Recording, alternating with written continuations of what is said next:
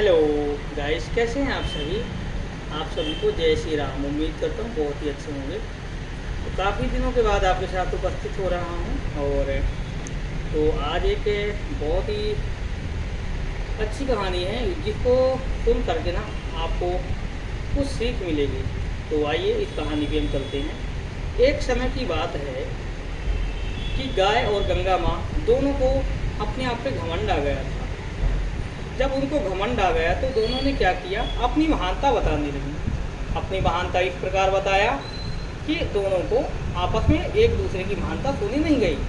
जब महानता नहीं सुनी गई तो दोनों लोगों का युद्ध छिड़ गया।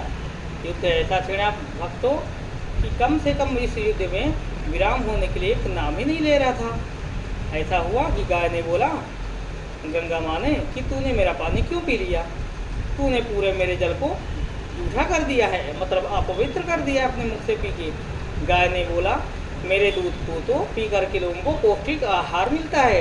गंगा माँ ने बोला कि बड़े होने के बाद मेरे पानी की आवश्यकता पड़ती है, जो संभव नहीं है, जो तू नहीं दे सकती। गाय ने बोला जब बड़े इंसान तब होगा जब वह मेरे दूध को पिएगा, क्योंकि कई इंसान ऐसे होते हैं जिनकी माता जीवन में ही उनको छोड़कर चली जाती हैं। तब उनको मेरे दूध से ताकत तथा विटामिन प्रोटीन सभी कुछ मिलता है जो हमारे लिए उपयोगी है। गंगा माँ ने बोला कि हे गाय, मैं तुझे इस चीज़ को नहीं मानती, क्योंकि मेरे जल में देवी देवता सभी स्नान करते हैं और मेरे जल से पवित्र होते हैं।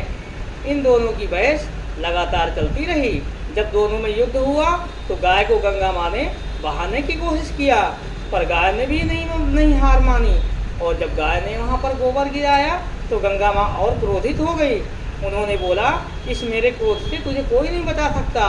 तो गाय ने बोला तू इतनी बुरी है कि जब तू आती है तो लोगों को बहाते हुए ले जाती है, पर मैं इतनी कोमल हूँ, ममतामयी हूँ कि मैं उनका अनिष्ट करने की जगह पे उनको भोजन तथा आदि चीज़ों के लिए सब कुछ देती हूँ।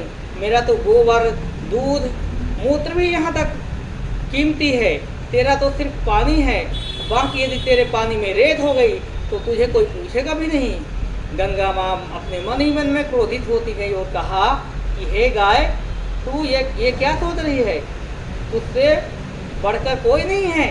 पर ये तू मत भूल, मेरी गंगा जल से समस्त नदियों का जल मेरे यहाँ पर मिलता है और उसी जल से राजा महाराजा अपना राजपाट करते हैं और राजपाट उनको मिलने के बाद सुख चैन के साथ वो बैठते हैं। बिना मेरे जल के यज्ञ भी अधूरा माना जाता है, क्योंकि यज्ञ अनुष्ठान के लिए मेरे जल का ही प्रयोग किया जाता है। इसलिए हे गाय, तू यह गलत कर रही है।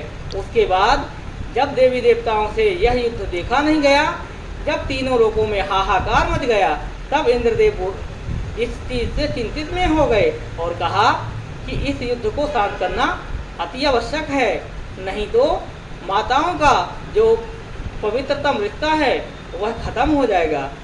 तब क्या होता है, नारद जी वहाँ पर आए। नारद जी ने कहा हे माताओं, आप दोनों शांत हो जाइए, आप दोनों में से दोनों महान हो, इसलिए आप दोनों माताओं को घमंड नहीं शोभा देता। गंगा माँ ने कहा हे ऋषि मुनि, इसने मेरे जल को जूठा कर दिया है। और तो गाय ने कहा इसने मेरा अपमान किया है, क्योंकि हर व्यक्ति को प्यास बुझाना अपना प्रथम कर्तव्य है। नारद जी ने कहा हे गंगा माँ, मैं गौ माता की बात से सहमत हूँ, परंतु आपकी भी बात से सहमत हूँ, पर आप तो जीवन बचाने के लिए हैं। आप जीवन कैसे ले सकती हैं, क्योंकि वो कई प्राणियों का जीवन बचाती हैं, उसके दूध से हर अनुष्ठान में काम आता है। तभी नारद जी ने दोनों को वरदान दिया कि आप दोनों के समान कोई तीसरी माता हो ही नहीं सकती। तो इसी के साथ आप सभी को नमस्कार। और यदि आपको यह वीडियो अच्छा लगता है, कहानी अच्छी लगती है, तो आप ज़रूर शेयर कीजिएगा और कमेंट कीजिएगा। और चैनल पर नए हैं तो प्लीज़ चैनल को सब्सक्राइब करना ना भूलिएगा और बताइएगा आपको कैसे वीडियो चाहिए, ताकि हम और इस पर रिसर्च कर सकें। तब तक के लिए नमस्कार, जय श्री राम। Thank you.